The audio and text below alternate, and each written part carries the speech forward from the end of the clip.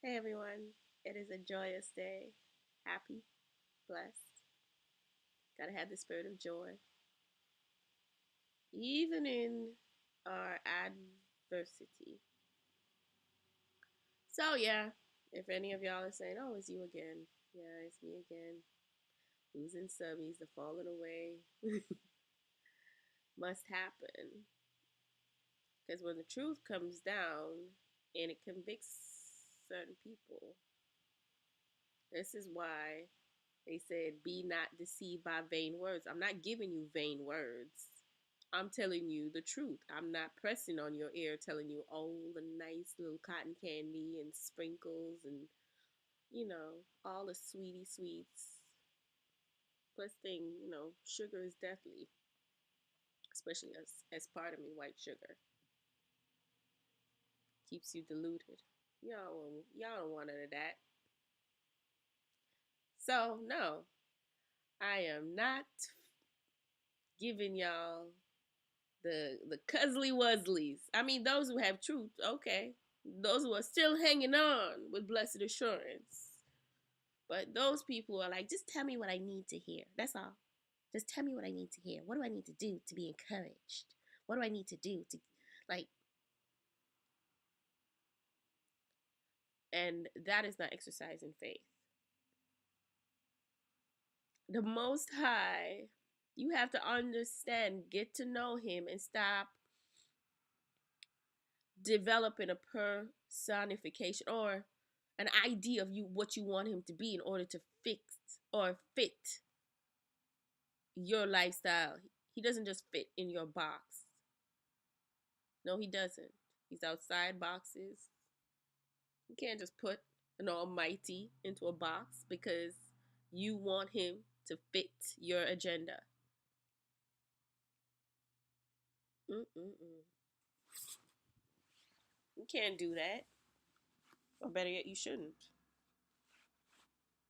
Because you're going to come up on a rude awakening. So, this word is coming to you with regards to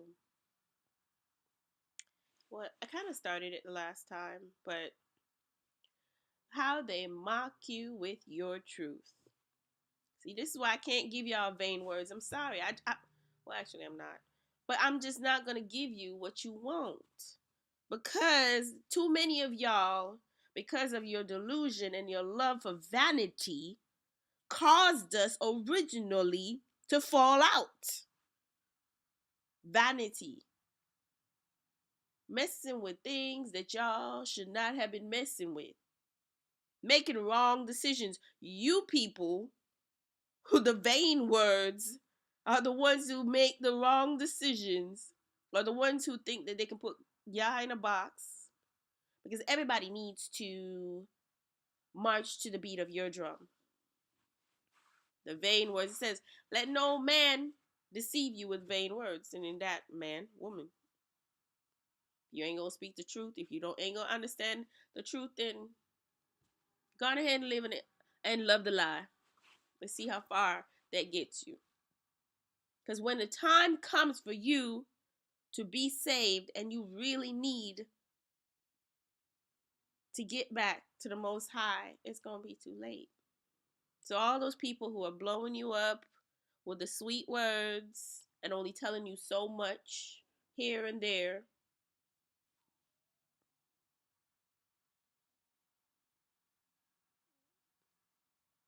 that are not helping you to be the best that you can be that salt. Bring out the best in you. Because if you think about it, when we say they're mocking you with your truth, see, scripture says we are the salt of the world. We are the light of the world, right? Salt, what does salt do? Salt brings flavor. Salt brings the best out of something, right? So we were supposed to, through us being our best self, bring out that best of the Most High through us so the rest of the world can see and be blessed and join in the blessings. But the people who still on their me, what about me, thinking about me, ego, feed my ego. Oh, she's not feeding my ego. It's a good thing I don't get paid by YouTube. See, I'm not here for the payment. I do it for the love. I don't do it for the likes. So, of course, we know the Most High was not all. He wasn't the most popular thing. The things of the world was the most popular things. The thing that feeds the ego of the disobedient people, because it felt good. Now, everything that feels good is good for you. That's how some of us, we eat ourselves into our death. Eating everything. It tastes good. It look good.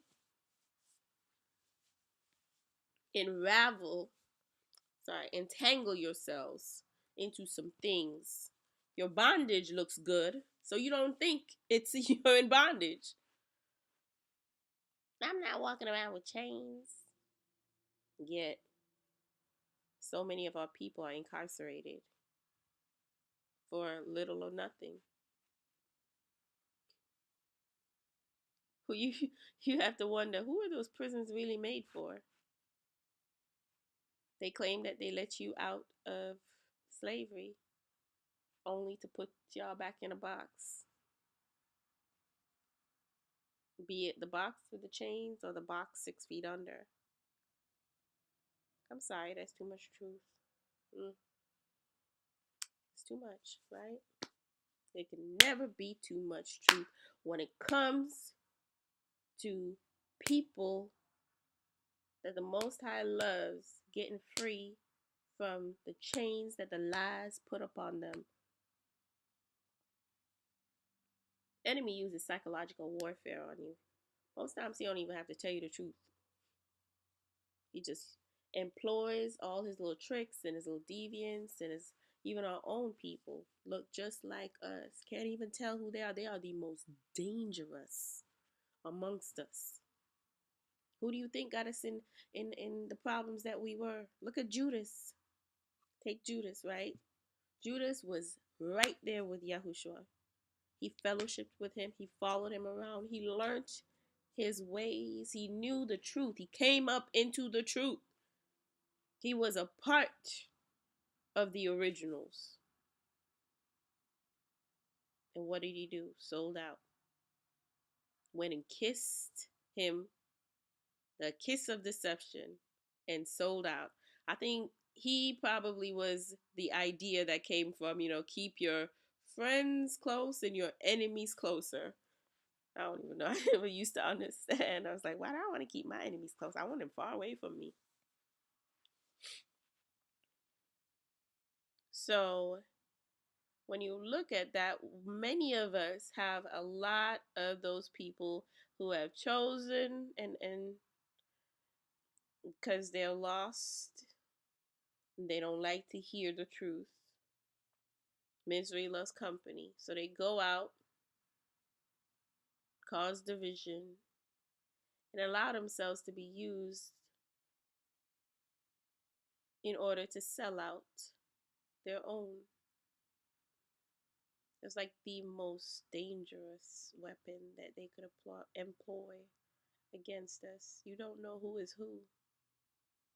They smile in your face. Look at Judas. You want to kiss Yahushua. Hanging around. Tell you what you want to hear. Put you back to sleep. Because you are in a false security. Put you in a false security.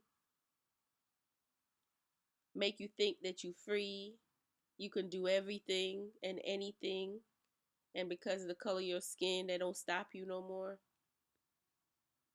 Gave you a false reality of progress in an unprogressive world because those who run it don't believe in true progress. This person gave us a false dream and they really allowed themselves to be used for this. That's what Judas Iscariot did. The old one and the new one in change. It's a thing when you can sell out your own, but they do it in such a way when, because he was against Yahushua. You know how they call the Antichrist? The Antichrist is against Christ, went against Christ actually. So he opposed him. He set him up. How many of y'all?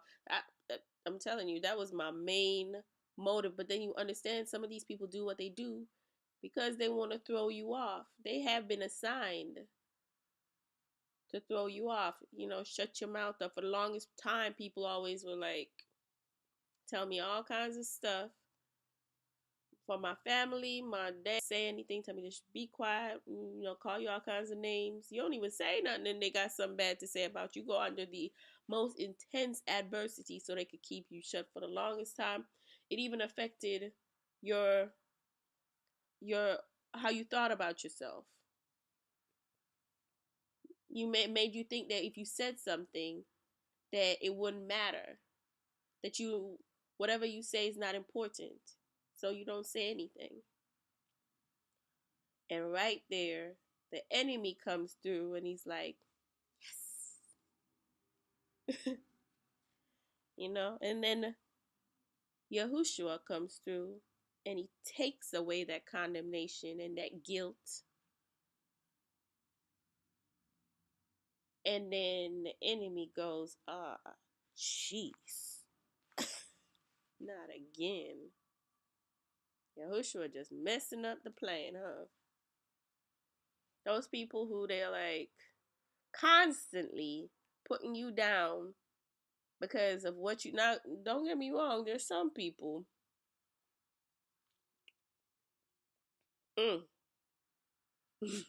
But then, I'm not even gonna say it. And then, but there are other people with the cause. Like a lot of times, the people who go into ministry or true mission, and they have a promise put in them, or they have a mission put in them, and many times some of them that's even been ordained since birth, put in them that they're supposed to do something greater. Many of these people have gone under some of the most intense adversity ever. Beat down, told to shut up, maybe even went through orphanage, maybe even, parents abusing. They have been through a lot, and through it all, that's why they said, through it all, these trials and tests have made them strong because they came out still and they refused to deny the Messiah. They refused to deny him. Even if they didn't know all the truth, the whole truth, he was still in the forefronts of their mind. Still return to him. Even when you feel like you fell too far, understand that while we are in this situation, he's not too far from you. That's why we say repent. Get back on that righteousness. Don't let the world tell you, nah, you know what, you a Jesus freak, or you too overly religious or overly self-righteous. Sometimes you let the enemy tell you some things instead of shutting them down. They'll be like, they wait for you to mess up because you're still human. And you still do things that not all the times we're proud of. We are. And they're always there, like that thorn in your flesh, to remind you that, oh, you're supposed to be perfection. I didn't say I was supposed to be perfection. We are moving towards that, but we're not perfect yet. We can only hope that we're doing the right things all the times, and then we don't allow the carnal flesh to come and just mess up our walk. But they're always there at the wrong times or the right times, whatever. They want to remind you about godliness and Christianity and your beliefs and your sins, and they don't even look at themselves. They're just there because that's their mission, the thorn in your flesh. I mean, one of the ways, because there are other ways too. They are thinking that they can break you down. But a soldier, the Most High, they don't give up. That's not what soldiers do. They don't get defeated. When it comes to the mission of winning souls and the captives, in this society that got caught up by all our other selfish people around us. They don't give up. So we went back. I don't know. We're talking about how they mock us, right, with our truth. So to talk about calling us the salt, and the salt brings a flavor and brings out the best in the world.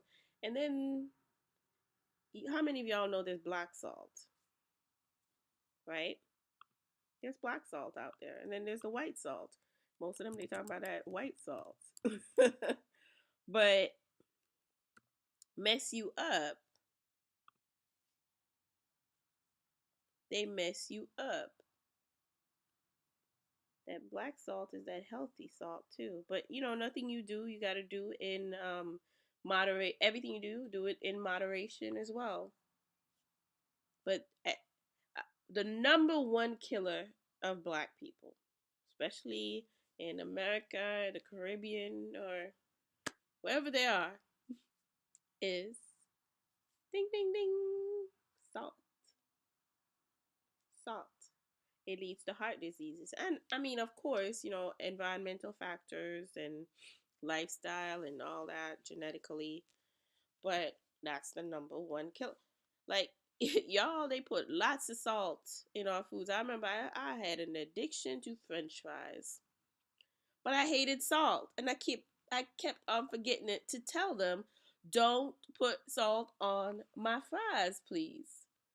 And you shake it off, but even when you shake it off, there's still a lot of salt on these fries, and then you come out and you all bloated. That's why I say, after you fast, you may want to diminish the amount of salt you take, because it's going to cause the sodium, it's going to cause your body to retain water, so you're going to look bloated.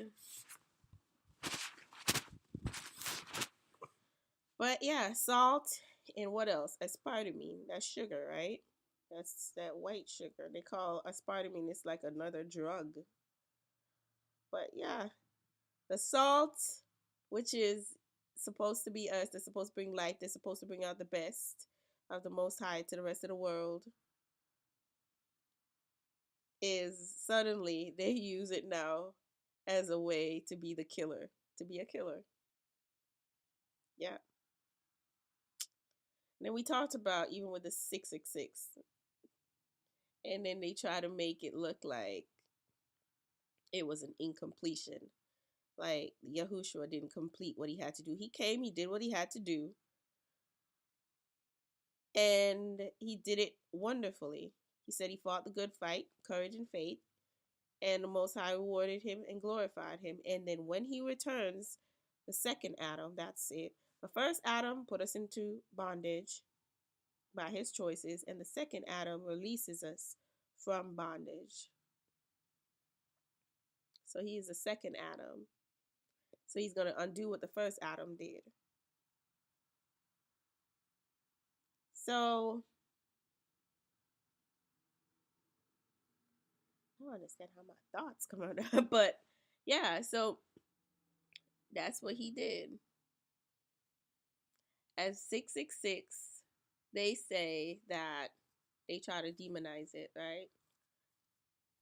6 represents the atomic structure of that being. So it's 6 protons, 6 neutrons, 6 electrons. That's the atomic structure. You do physics or chemistry, it'll give you a little idea about that too, especially of man. They said, oh, 7 is the number of completion. But Yahuwah completed all he had to do on the 6th day, and he rested on the 7th day. 7th day wasn't a part of it. He worked all of that, did everything he did, completed his mission as well, rested on the 7th day on the Sabbath, and enjoyed the works of his labor. So, yeah, they throw you off and let you think, no, it's supposed to be 777. No, that was a part of their deception.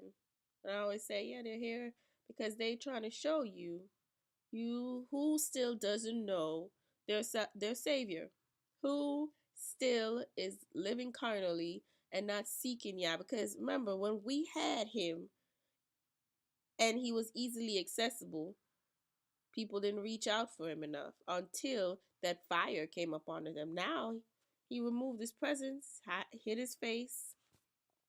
Now you got to seek him more than ever before. And that will tell, and that's a true test of time to see who truly desires his presence, who truly loves him. That's the only way you can, even when it comes to friends, how you can tell a person is your friend is how they treat you when you can't do anything for them. No matter what, they still gonna search for you. They gonna ask you how you doing. You know, I love you. I wanna put you up in prayer today. What do you need? You know, just things like that. Even when it's not monetary, they show the true love of Yah to you.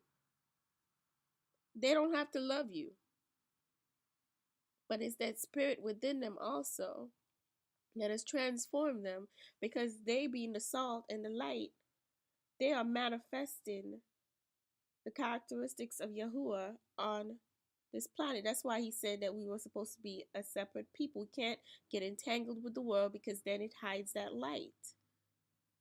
It waters down the flavor of the salt.